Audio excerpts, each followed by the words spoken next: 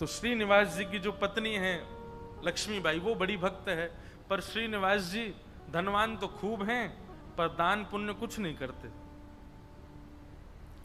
ठाकुर जी के मन में आया कि लक्ष्मीबाई तो इतनी हमारी भक्त है, इसका पति श्रीनिवास भी हमारा भक्त होना चाहिए। तो ठाकुर जी एक दीनहीन से ब्राह्मण का रूप बना करके एक सामान्य से बड़े अतिदीन ब्राह्मण का रूप बना करके श्रीनिवास जी की दुकान पर आ गए। उनका बढ़िया कुछ व्यापार था, वहां पहुंच गए। श्रीनिवास जी बोले, कहिए विप्र देवता, क्या सहायता करें आपकी? बहुत ध्यान से सुनिएगा। भगवान दीनहीन से ब्राह्मण बन के गए, बोले देखिए आप तो नगर सेठ हैं, आप पर तो इतना धन है, आपका तो इतना बड़ा व्यापार है, मेरे बालक का जनेऊ संस्कार यज्ञोपवीत होना है, मुझ पर ज्यादा धन नहीं है, यदि आप मेरी थोड़ी सी सहायता कर देंगे तो मैं अपने पुत्र का जनेऊ संस्कार कर दूंगा। श्रीनिवास जी ने मन में विचार किया, बोले कि आज इसकी सहायता कर दी तो कल कहेगा बेटे का ब्याह है, उसके लिए कर दो, फिर उसमें कर दूंगा, कहेगा बेटे के बेटा हुआ, उसमें सहायता कर दो, ये लगा ही रहेगा। एक बार सहायता कर दूंगा तो हमेशा के लिए इसके द्वार खुल जाएंगे, आता ही रहेगा कुछ ना कुछ मांगने। तो श्रीनिवास ने कह दिया, आज मैं बहुत व्यस्त हूं, आप कल आ जाना। जैसी आज्ञा। दूसरे दिन फिर से ठाकुर जी आ गए, दीनहीन से ब्राह्मण। बोले आपने आज बुलाया था, आप कुछ सहायता कर दीजिए। अब वो अपना काम वाम इधर उधर करने लगा, दिखाने ऐसे लगा कि बहुत व्यस्त है। श्रीनिवास जी फिर बोले आप कल आइएगा, मैं आज भी बहुत व्यस्त हूं, मैं कल आपसे मिलूंगा। ठाकुर जी बड़े दीनहीन, बड़े सरल, जैसी आज्ञा, मैं कल आ जाऊंगा। फिर चले गए।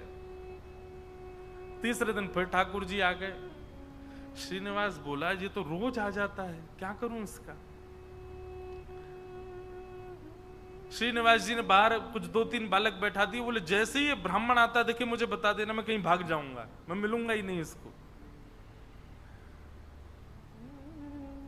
रोज कल कल कल करते करते 3 महीने बीत गए। अब तो ऐसी स्थिति हो गई कि जैसे ही ब्राह्मण आता दिखता, श्रीनिवास कहीं से भाग जाता और सबको ये बोल देता इसको बोल देना है ही नहीं, चले गए कहीं बाहर। कब आएंगे? बोले 2 महीना बाद आएंगे। 2 महीना की तो छुट्टी मिले। ठाकुर जी बोले मैं 2 महीना प्रतीक्षा कर लूंगा, 2 महीने बाद आ जाऊंगा। और ठीक उस तिथि के 2 महीना बाद ठाकुर जी फिर आ गए। अब कोई हम आप जैसा व्यक्ति होता तो फिर अपना स्वाभिमान देखता, अरे क्या रोज रोज इसके द्वार पर जाना। लेकिन वो तो ठाकुर जी है ना, ठाकुर जी को स्वाभिमान थोड़ी रहता है। ठाकुर जी को तो ये इस पर कृपा करनी है मुझे, वो तो ढीठ बन जाते हैं। और ढीठ भी नहीं, हमारे ब्रज में तो ऐसा विनोद में कहते हैं ठाकुर जी महाढीठ बन जाते हैं। एक बार एक भक्त की कथा आती है कि उससे सब लोग कहते थे गंगा जी स्नान करने जाओ। वो गंगा जी इसलिए नहाने नहीं जाता था कि वहां पंडे पुजारी पकड़ लेंगे, कहेंगे दक्षिणा दो, वो दक्षिणा नहीं देनी पड़े, इसलिए गंगा जी नहीं नहाता था। पत्नी ने एक दिन कहा मैं भोजन नहीं बनाऊंगी और मैं मायके चली जाऊंगी अगर आप गंगा स्नान करके नहीं आए तो गंगा स्नान करने गया तो साधारण घाटों पे नहीं गया, उस घाट पे गया जहां पर शव जलाए जाते हैं। वहां पे पंडे पुजारी होते ही नहीं है। बोले वहां नहाऊंगा तो कोई नहीं आएगा।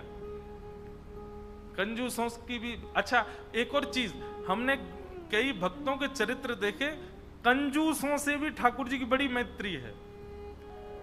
दान पुण्य करने वाले तो ठाकुर जी के हैं ही, लेकिन जो कंजूस होते हैं ना ठाकुर जी उनका भी पीछे छोड़ते नहीं है, कैसे ना कैसे भी करके उनका पैसा निकलवाते ही हैं।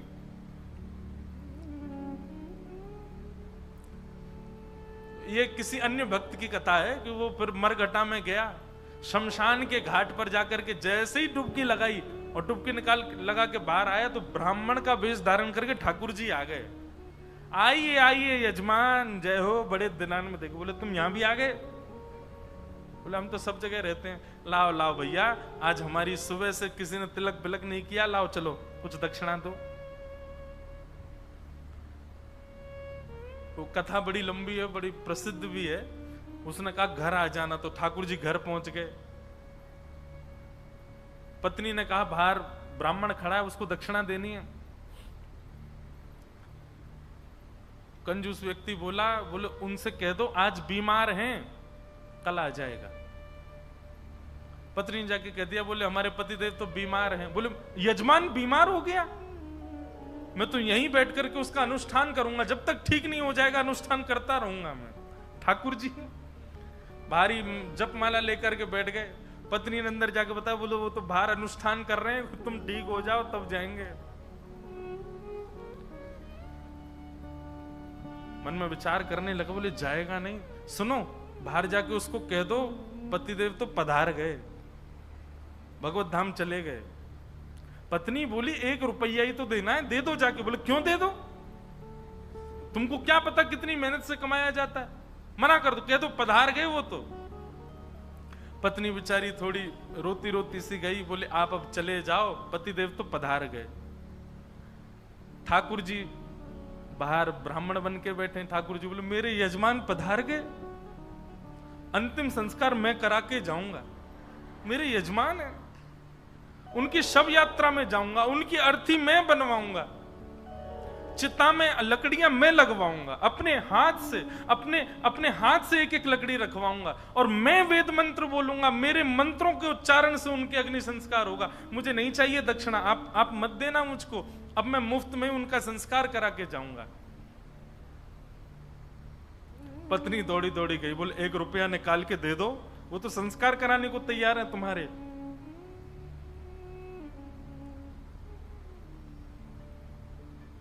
कंजूस बोला सुनो एक काम करो, अर्थी लगाओ तुम, और अर्थी बंधवा करके लेट गया। बोले चुपचाप बस ले चलो, थोड़ी दूर तक चलेगा, फिर वो चला ही जाएगा, जब दिख जाएगा ना कि हाँ ये वास्तव में मर गया है तो कुछ नहीं मांगेगा।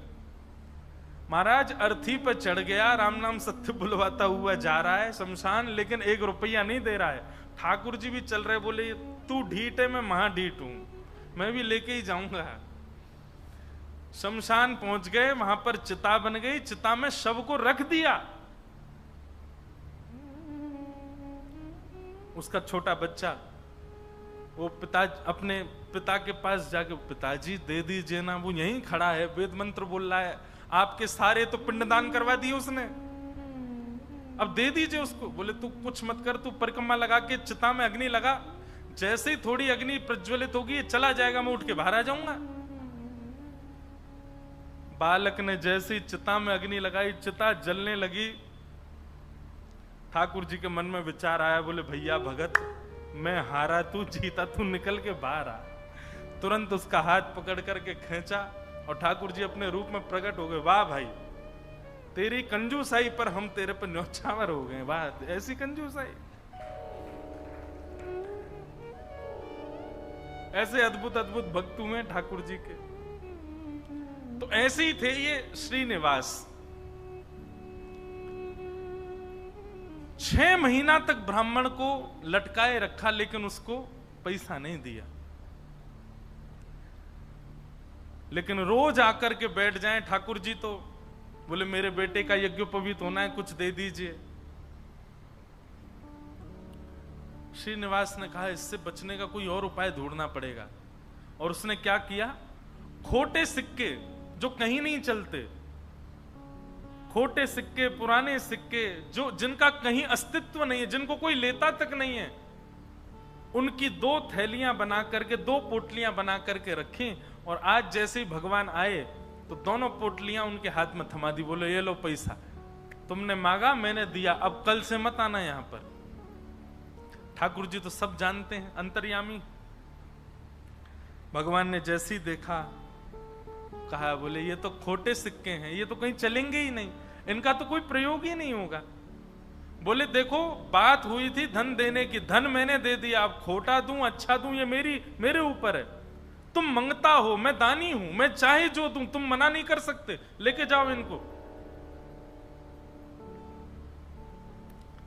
ठाकुर जी बोले कृपा तो इस पर मुझे करनी है, चाहे जो हो जाए।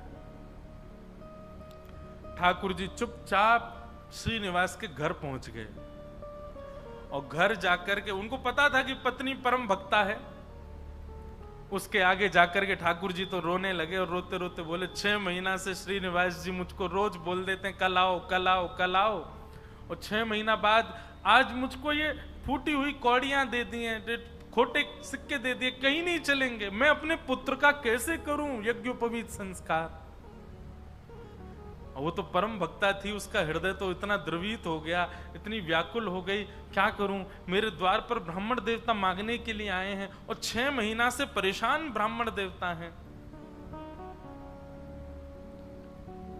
तुरंत दौड़ करके भीतर गई और अपनी अलमारी के अंदर से उनके पिता ने एक सुंदर नासिका में पहनने वाला एक क्या बोलते हैं उसको, नथनी,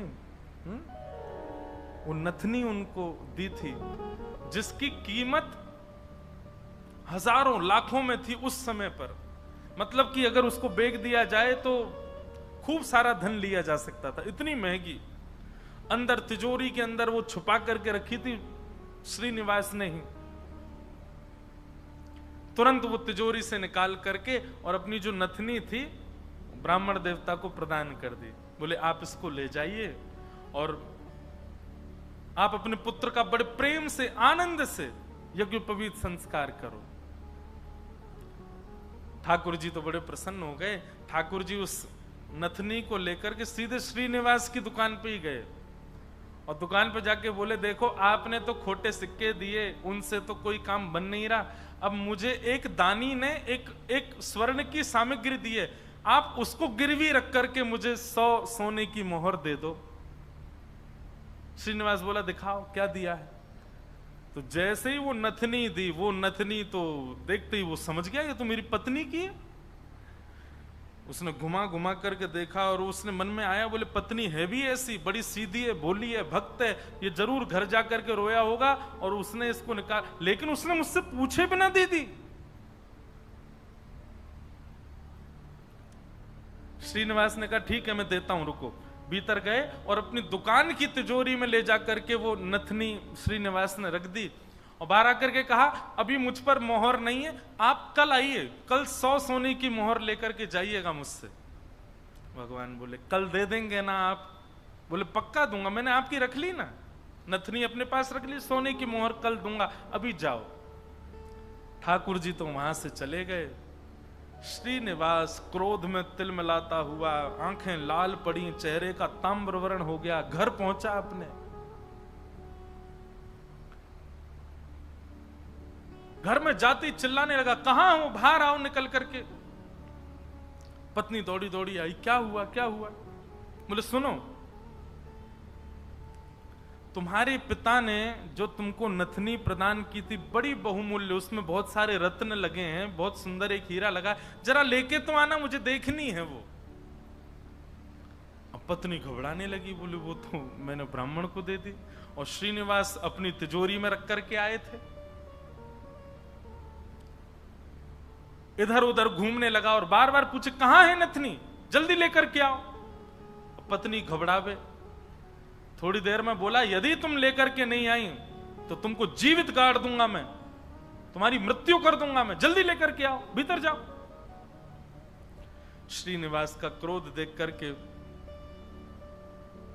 जो लक्ष्मीबाई उनकी पत्नी थी वो कक्ष के भीतर गई, अंदर से किवाड़ लगा करके खूब रुदन करने लगी, स्मरण करने लगी, हे जगतनाथ, हे प्राणनाथ, मैंने अपराध किया है कि मैंने अपने पति से बिना पूछे घर की सामग्री किसी को दे दी, पर वो किसी दरिद्र व्यक्ति को तो नहीं दी, किसी गलत स्थान पर तो नहीं दी। एक ब्राह्मण बेचारा केवल अपने परिवार का पालन करने के लिए कुछ मांग रहा है, 6 महीने से परेशान था, उसको यदि मैंने दी, इसमें भी आपकी सेवा का भाव रखा मैंने, क्योंकि मैंने सुना है कि ब्राह्मण आपके मुख हैं, कोई ब्राह्मणों की सेवा करता है तो वो आपके मुख की सेवा के समान होता है।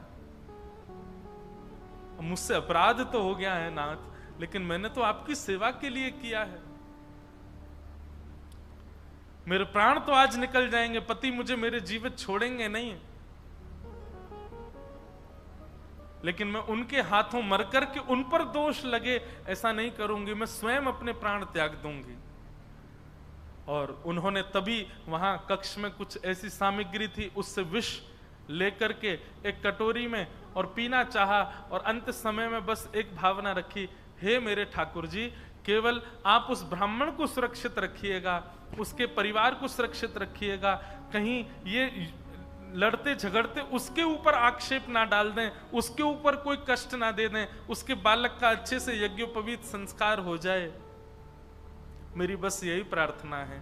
मैं प्राण इसलिए नहीं त्याग रही हूं कि मेरे साथ कुछ गलत हुआ, कुछ अन्याय हुआ, मैं प्राण इसलिए त्याग रही हूं नाथ कि कहीं मेरे पति के ऊपर कोई आक्षेप ना लगा दे, और आप नाथ कृपा करना, मेरे तो प्राण निकल जाएंगे पर मेरे जीवन की शेष भक्ति जो है वो मेरे पति के जीवन में आ जाए। ऐसा कहते ही जैसे ही विष मुख के पास लेकर के पान करने लगी लक्ष्मीबाई, तभी एक खनक जैसी हुई, एक आवाज जैसी आई। नेत्र खोल करके देखा तो जो नथनी थी उनकी, वही ऊपर से गिरी है उस विष की भरी हुई कटोरी में। नेत्र खोल करके देखा तो ये तो वही नथनी है, ये तो मेरी ही नथनी है, ये यहां कैसे आ गई? ठाकुर जी को बार बार धन्यवाद कहने लगे। निश्चित ही श्री ठाकुर जी ने कृपा करके ये मुझे प्रदान कर दी। तुरंत उस पात्र को दूर रख करके नथनी हाथ में लेकर के, भगवान पर विश्वास तो उनका था ही, प्रसन्न मुद्रा में द्वार खोल करके बाहर आई और बाहर आकर के श्रीनिवास जी को दिखा दी, लीजिए ये लो नथनी। अब यहां श्रीनिवास का दिमाग घूम गया, बोले नथनी तो मैं अपनी तिजोरी में रख करके आया हूं, ये अंदर से कैसे निकाल के लिए आई? उसने नथनी पकड़ी, बोले ये तुम्हारी है ना? बोले हाँ मेरी है, देखिए ना वही हीरा है, वही रत्न है, वही स्वर्ण है। श्रीनिवास बोला हाँ है तो वही। वो कुछ नहीं, बात ही नहीं करी, नथनी लेकर के सीधा अपनी दुकान पर गया, और दुकान पर जाकर के तिजोरी जो कि यथावत जैसी ताला आदि लगा के गया, जनेऊ में चाबी फंसा रखी थी, चाबी निकाल करके जैसे ही तिजोरी खोली और तिजोरी खोल करके भीतर देखा तो जिस तिजोरी में नथनी रखी थी वो वहां थी ही नहीं। श्रीनिवास तो व्याकुल हो गया, बोले ये कैसे संभव हो सकता है?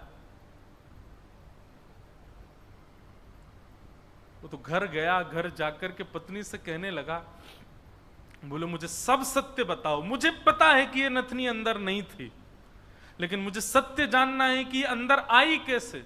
मैं तुम्हारे हाथ जोड़ता हूं, मुझे सत्य बताना। तब पत्नी ने सारा वृत्तांत बताया। बोले एक ब्राह्मण 6 महीने से आपकी दुकान के चक्कर लगा रहे थे, आपने उनको कुछ नहीं दिया, वही मेरे पास आए तो मुझे कुछ नहीं मिला, तो मैंने वो नथ उनको प्रदान कर दी, बस मैंने उनको प्रदान की थी। अब आपको कैसे इसका पता चला ये नहीं। तो फिर आगे श्रीनिवास ने बताया, बोले ब्राह्मण मेरे पास आए और मेरे पास आके नथनी को उन्होंने गिरवी रखा, 100 सोने की मोहर मांगी थी, मैंने कल आने के लिए उनको कहा, मैंने तिजोरी में रखी, लेकिन तुम्हारे पास कैसे आई अंदर? पत्नी ने बताया, बोले जब आप बहुत क्रोध करने लगे तो भीतर जाकर के मैं विष पान करने की योजना बना रही थी, और जैसे ही मैंने विष अपने मुख से लगाया तभी खनक करके आवाज आई, और जिस पात्र में विष था उसमें नथनी अपने आप आकर के गिर पड़ी। ये बात सुनते ही श्रीनिवास रुदन करने लगे, रोने लगे, और रुदन करते करते उनको वो बार बार ब्राह्मण की छवि दिखाई देने लगी, और बार बार उसकी छवि में ठाकुर जी का रूप दिखने लगा।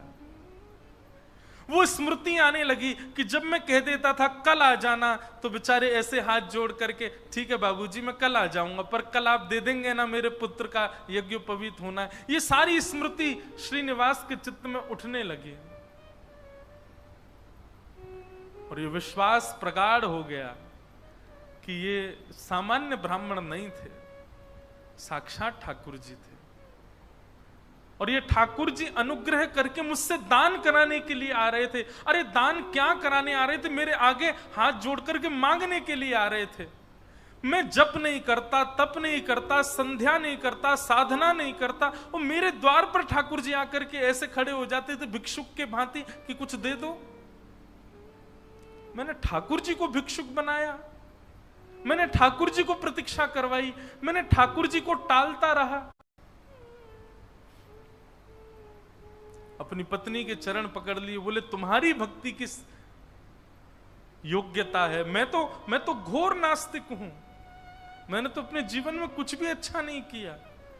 ये तुम्हारी भक्ति का प्रभाव कि ठाकुर जी मुझ पर अनुग्रह करने के लिए आ रहे हैं। मैंने ठाकुर जी को टहलाया, मैंने ठाकुर जी से प्रतीक्षा करवाई, मैंने ठाकुर जी को इतना कष्ट दिया इस संपत्ति के लिए, इस धन के लिए। तुरंत हाथ में जल लेकर के, अक्षत लेकर के, दक्षिणा रख करके अपनी पत्नी से कहा तुम भी हाथ रखो, और दोनों ने हाथ में हाथ रख करके अपनी संपूर्ण संपत्ति, जितनी संपत्ति है, दुकान, मकान, बगान, जो कुछ भी था उनके पास में, सबको संकल्पित करके कृष्णार्पणमस्तु, हम सब ठाकुर जी को अर्पित करते हैं। इस संपत्ति के चक्कर में मैंने ठाकुर जी से प्रतीक्षा करवाई, इस संपत्ति के आगे मैंने ठाकुर जी को इतना कष्ट दिया। और उसी दिन से ही श्रीनिवास की स्थिति ऐसी हो गई कि अपना जितना धन था धीरे धीरे धीरे धीरे करके ब्राह्मणों में, संतों में, वैष्णवों में, अयोग्यों में, गरीब कन्याओं के विवाह में, गरीब बालकों की पढ़ाई में करते करते करते करते एक तो होता है कि इतना खर्च करें कि हमारा घर भी चले, पर नहीं, इसकी तो ऐसी स्थिति हो गई कि अब वो कुछ रखते ही नहीं है अपने पास। अपनी दुकान भी बेच दी, अपनी सारी संपत्ति बेच दी, एक दिन अपना घर भी बेच दिया। परिवार के लोग धीरे धीरे कोसते कोसते दूर होने लगे। अरे क्या बुद्धि हो गई तुम्हारी, सब बेच दिया। सबको ठाकुर जी की सेवा और ठाकुर जी के जनों की सेवा में लगा दिया। एक फूटी कौड़ी भी अपने पास नहीं रखी। बोले कि नहीं, इसकी वजह से मैंने ठाकुर जी को श्रमित कराया, मैं इसको कैसे रख सकता हूं। और सब छोड़ करके, सब त्याग करके पत्नी ने कहा अब हमारे पास कुछ भी नहीं है, रहने के लिए घर भी नहीं है, भोजन करने के लिए अन्न भी नहीं है, पहनने के लिए वस्त्र भी नहीं है, अब हम क्या करें। बोले अब पकड़ो मेरा हाथ। अब हमने सब छोड़ दिया, क्योंकि अब तक सबको अपना माना था, पर अब हमारे नाथ, हमारे स्वामी श्री पंडरीनाथ हैं, श्री विठ्ठल भगवान हैं। चलो उन्हीं की शरण में, चलो उन्हीं के नगर में, वही खिलाएंगे, वही रिलाएंगे, वही सब करेंगे हमारी व्यवस्था। और श्रीनिवास अपनी पत्नी के साथ पंढरपुर आ गए हमेशा के लिए। यहां आकर के उन्होंने दिव्य एक संत थे, उनसे गुरु दीक्षा ली। और गुरु दीक्षा लेने के बाद केवल एक ही उनका काम, दिन में जाना और जाकर के श्री पंडरीनाथ भगवान का दर्शन करना, और पूरे दिन यहाँ के वैष्णवों का दर्शन, उनकी सेवा करना, यही उनका काम। दीक्षा के बाद गुरुदेव ने उनको दूसरा नाम प्रदान कर दिया। दीक्षा में एक नाम दिया जाता है, और अब तक उनका नाम श्रीनिवास था, अब उनका नाम पुरंदर दास हो गया।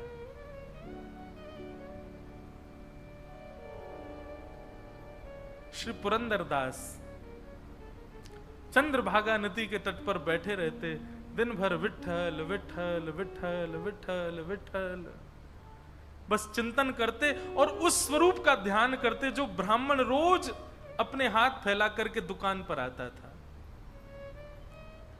चार लोगों को बैठ करके बताते कि मेरी दुकान पर कैसे ठाकुर जी आते थे, और मैं नालायक, मैं दुष्ट प्राणी, मैं रोज उनसे कहता था कल आ जाना, कल आ जाना। अरे मैंने कितना बुरा किया, लोग खड़े करके दिखवाता था, दूर से दिख जाते तो मैं भाग जाता था। मेरे द्वार पर साक्षात जगन्नाथ आते थे, और मैं उनके साथ ऐसी लीला करता, ऐसा कपट करता था। उस कपट का ही दंड दे रहा हूं खुद को। और उसी स्थिति में रहते रहते रहते रहते श्री पुरंदर दास जी एक कवि के रूप में निर्मित हो गए, और ठाकुर जी की सुंदर सुंदर रचनाएं लिखने लगे।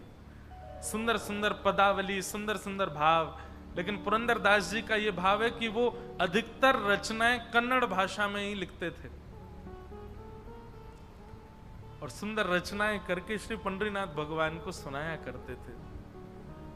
पंढरपुर आने वाले भक्त पुरंदरदास जी की रचनाएं सुनकर के आनंदित हो जाते थे और श्री पंढरीनाथ भगवान के सन्मुख कीर्तनकार जा जा करके उस रचनाओं को गाया करते थे। इस प्रकार पुरंदरदास जी अपना जीवन शेष समय एक कवि के भांति भगवान लीला चिंतन करते करते उन्होंने ठाकुर जी के श्री चरणों में अपने प्राणों का परित्याग कर दिया। कहने का अभिप्राय,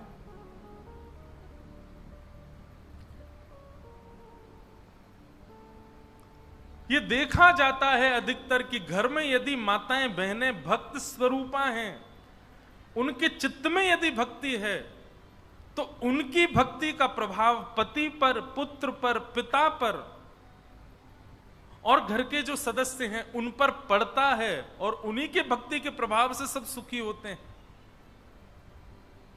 जिस प्रकार लक्ष्मीबाई की भक्ति के प्रभाव से श्रीनिवास परम भक्त हुए और परम भक्त होकर के श्री ठाकुर जी के चरणों को प्राप्त हो गए, ऐसे श्री पुरंदरदास जी को हम बारंबार प्रणाम करते हैं।